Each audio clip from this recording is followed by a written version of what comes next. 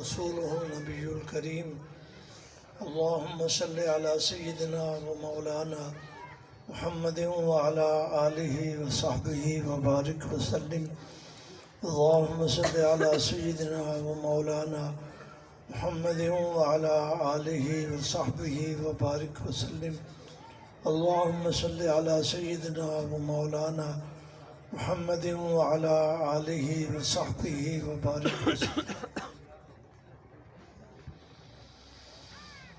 اللہ تعالیٰ کا لاکھ لاکھ شکر ہے کہ اس نے ہمارے اوپر اتنے انعامات کیے ہیں کہ ان کو ہم گن نہیں سکتے۔ وَإِن تَعُدُّوا نِعْمَةَ اللَّهِ لَا تُحْصُوهَا۔ سب سے پہلا بڑا انعام جو اللہ کا ہمارے اوپر ہوا وہ یہ ہے کہ اللہ نے ہمیں انسانی شکل عطا فرمائی۔ الحمدللہ کہو۔ الحمدللہ۔ دنیا میں کتنے اللہ کے پیدا کیے ہوئے جانور ہیں، ہر ایک کی اپنی اپنی شکل ہے۔ ان تمام شکلوں میں انسانی شکل ممتاز ہے۔ لقد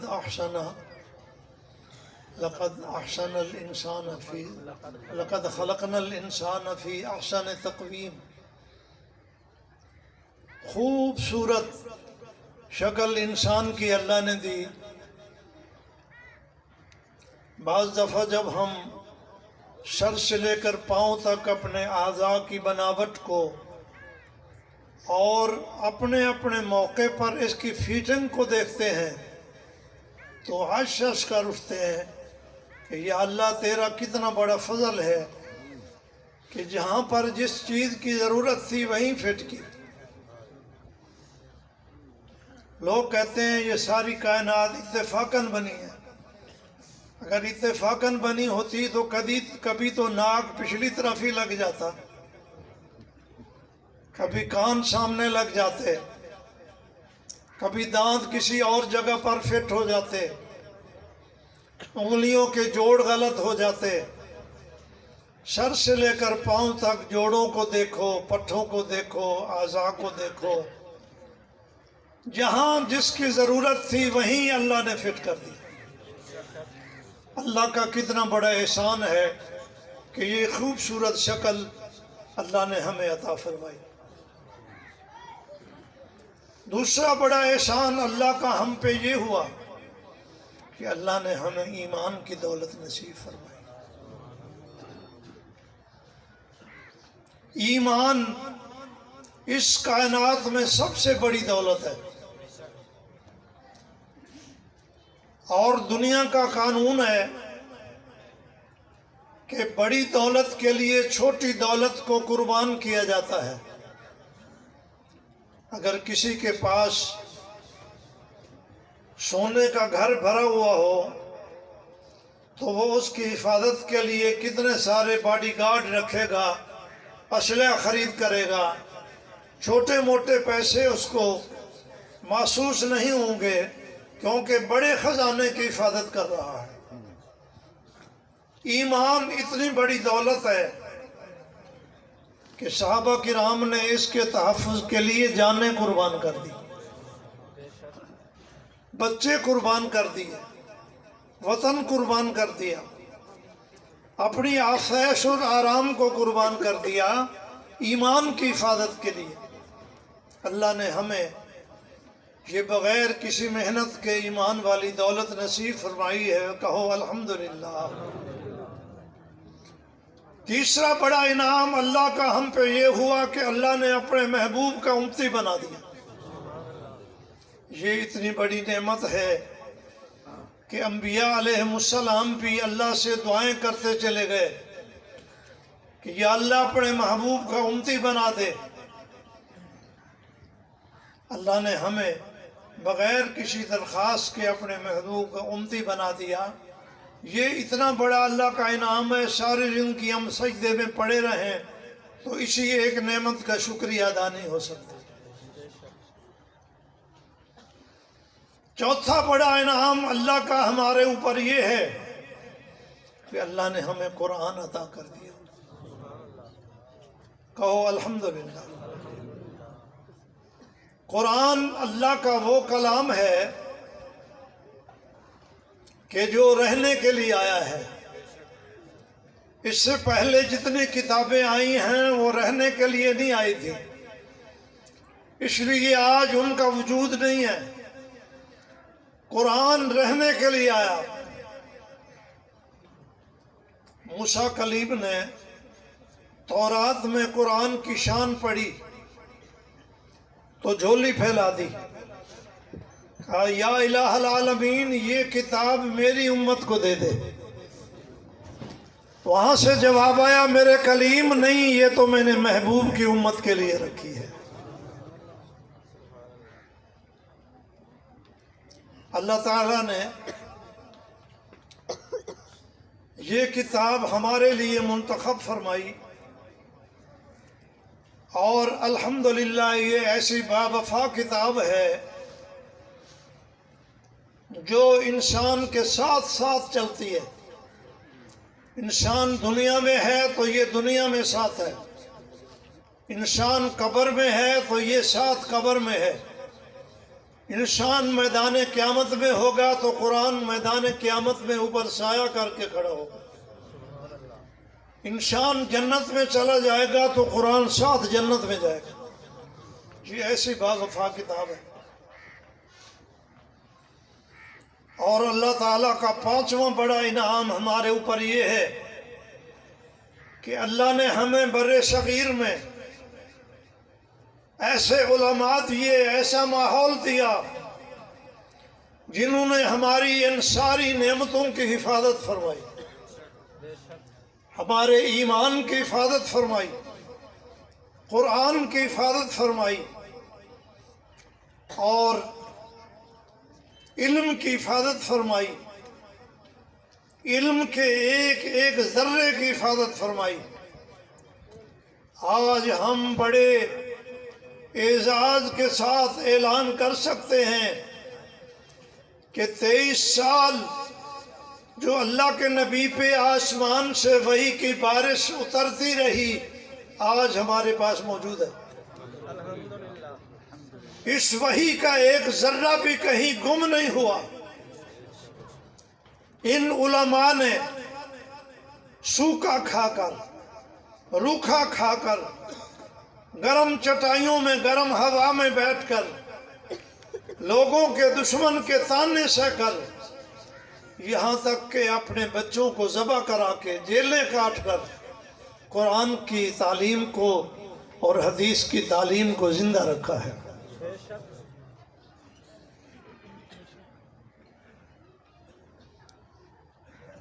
جب پاکستان، ہندوستان، بنگلہ دیش یعنی بر صغیر میں انگریز آیا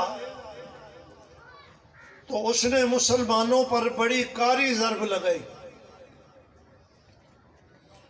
مسلمانوں کا قرآن سے تعلق توڑنے کے لیے کئی قسم کی تحریکیں چلائیں.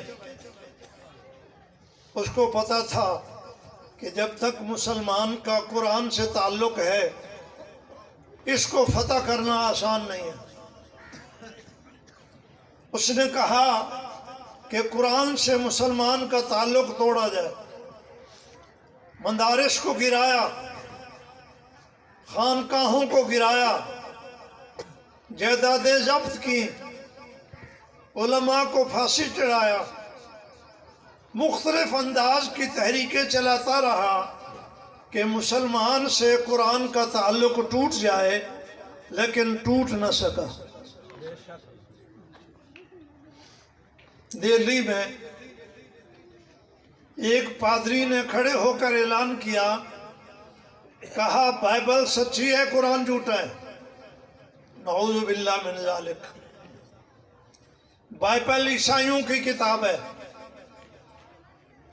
جس کے بارے میں وہ یہ بھی نہیں بتا سکتے کہ کس زبان میں اتری ہے. آپ کو پتا ہے قرآن کس زبان میں اترا ہے؟ جی، چھوٹے چھوٹے بچوں کو بھی پتا ہے. ہمارا جو 7 سال کا بچہ ہے نا، اس کو بھی قرآن کا تعارف ہے. میں ایک دفعہ نکاح پڑھا رہا تھا، نکاح والی آیت غلط پڑھ رہا تھا. بوڑھا آدمی بوڑھا ہو جاتا ہے نا، تو میرے سامنے 2 معصوم بچے بیٹھے تھے. وہ ایک دوسرے کو اشارے کر رہے تھے کہ مولوی صاحب بھول گیا ہے. مجھے اتنی خوشی ہوئی کہ میں آپ کو بتا نہیں سکتا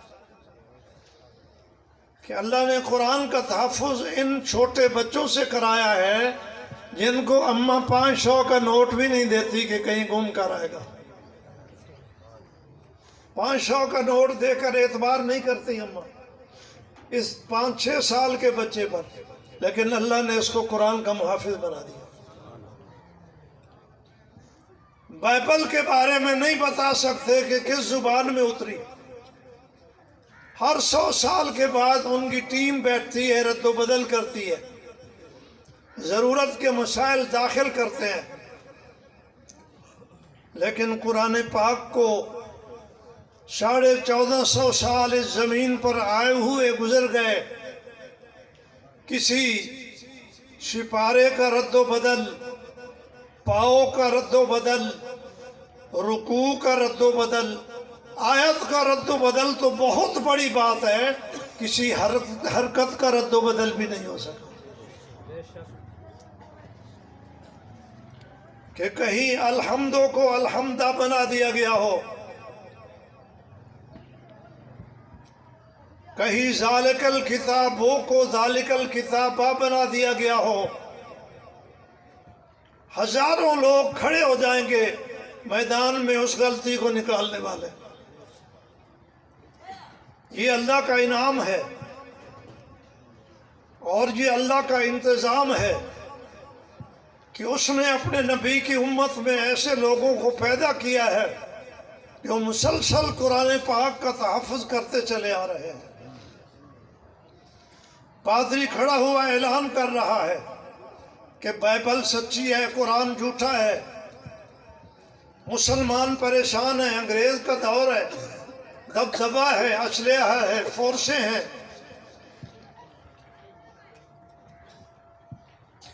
مدرسے سے ایک عالم اٹھا، سبحان اللہ تو کہہ دیا کرو. کہاں سے اٹھا؟ مدرسہ سے. اگرچہ انگریز نے مدرسوں کو توڑ دیا تھا، لیکن علماء نے اپنی بیٹھکوں کو مدرسہ بنا لیا، سبحان اللہ. اپنے تھلوں کو مدرسہ بنا لیا، اپنے گھروں کو مدرسہ بنا لیا. قرآن کی تعلیم نہیں رکی، قرآن کی تعلیم اسی طرح چلتی رہی. مدرسے سے ایک عالم اٹھا، اس کا نام ہے شاہ عبد العزیز محدث دہلوی، کہو رحمت اللہ علیہ. یہ شاہ ولی اللہ محدث دہلوی کا بیٹا ہے. یہ خاندان ہی سارا علمی ہے. میدان میں آئے، اگر کہا پادری ذرا اپنا دعویٰ میرے سامنے دہراؤ نا، کیا کہہ رہا ہے؟ اس نے کہا میں کہہ رہا ہوں قرآن سچا نہیں ہے، بائبل سچی ہے، اور اس کا فیصلہ اس طرح ہوگا کہ آگ کی چیخا جلائی جائے، قرآن کو بھی آگ میں ڈالا جائے، بائبل کو بھی آگ میں ڈالا جائے. جو جل جائے وہ جھوٹا، جو بچ جائے وہ سچا.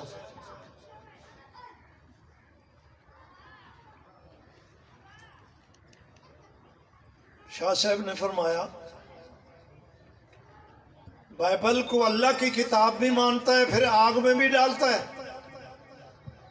میں قرآن کو اللہ کی سچی کتاب مانتا ہوں، میں اپنے ہاتھ سے آگ میں نہیں ڈالوں گا.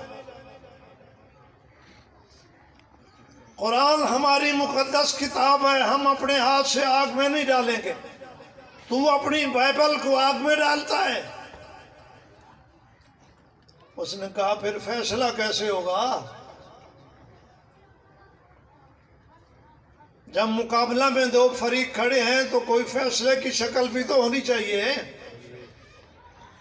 میں قربان جاؤں شاہ عبدالعزیز محدث دہلوی کی جوتیوں پر. فرمایا اس کے فیصلے کی صورت میں عبدالعزیز تجھے بتاتا ہوں. قرآن اور بائبل کو ہم آگ میں نہیں ڈالتے. میں بھی 2 نفل پڑھ کے آگ میں چھلانگ لگاتا ہوں، تو بھی آگ میں چھلانگ لگا. جو بچ گیا وہ سچا، جو جل گیا جھوٹا. اس نے بائبل کو تو مشالہ لگایا ہوا تھا، اپنے آپ کو تو مشالہ نہیں لگایا ہوا تھا، بھاگ گیا. پادری میدان سے بھاگ گیا. الحمدللہ برِ صغیر کے مسلمانوں نے قرآن کا تحفظ کیا اور خوب کیا. جب تک انگریز کا یہاں راج رہا، اپنی طاقت کے مطابق علماء روٹیاں مانگتے رہے، محلے سے اکٹھی کرتے رہے. دور دور تک 3 میل تک روٹیاں لینے کے لیے، کھانے کے لیے جاتے تھے. بڑی مشکل میں وقت گزارا. لیکن جب اللہ نے پاکستان جیسی نعمت ہمیں دے دی، مسلمان یہاں آ گئے، تو انہوں نے مدارس کا انتظام کیا. آج الحمدللہ پاکستان کے اندر جتنا قرآن کا تحفظ کیا جا رہا ہے پوری دنیا میں کہیں نہیں ہے.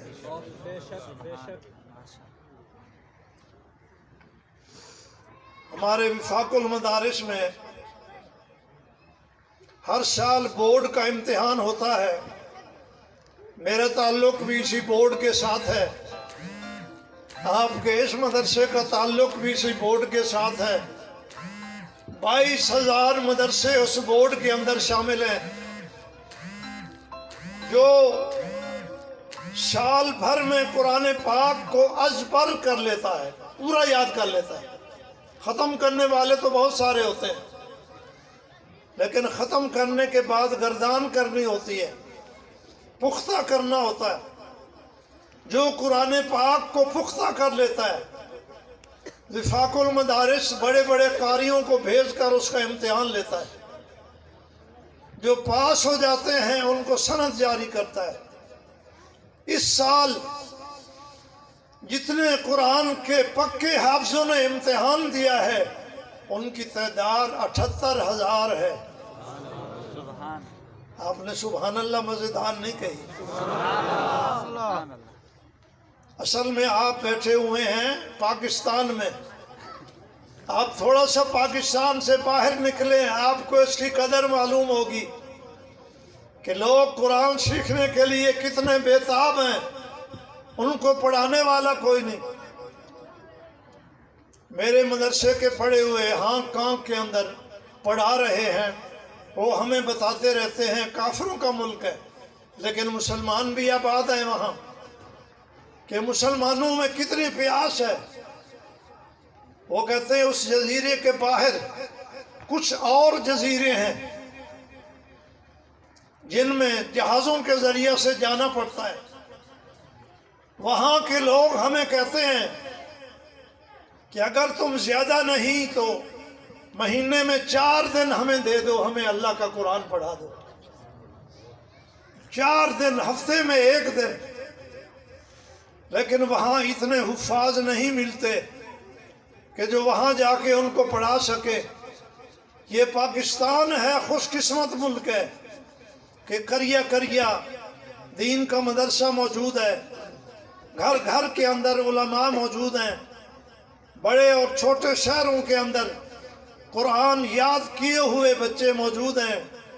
بعض بستیوں میں تو اتنے حافظ ہیں کہ اس کا نام ہی حافظ آباد رکھ دیا.